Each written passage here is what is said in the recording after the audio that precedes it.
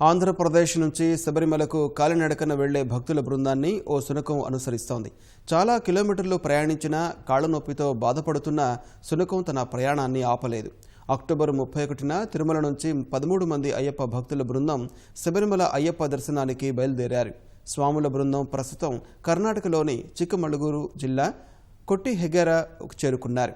స్వాములు మొత్తం 480 కిలోమీటర్ల దూరం ప్రయాణించాల్సి ఉండగా ఇప్పటి వరకు శునకం వారిని అనుసరిస్తూనే ఉంది. తాము మొదట శునకాన్ని గమనించలేదని, చాలా దూరం నుంచి తమతోనే రావడం చూసి ఆశ్చర్యపోయామని స్వాములు తెలిపారు. తమ కోసం తయారు చేసుకున్న ఆహారంలో కొంత శునకానికి అందిస్తున్న స్వాములు ఈసారి శబరిమల యాత్రలో తమకు ఇది వినూత్న అనుభవమని వెల్లడించారు.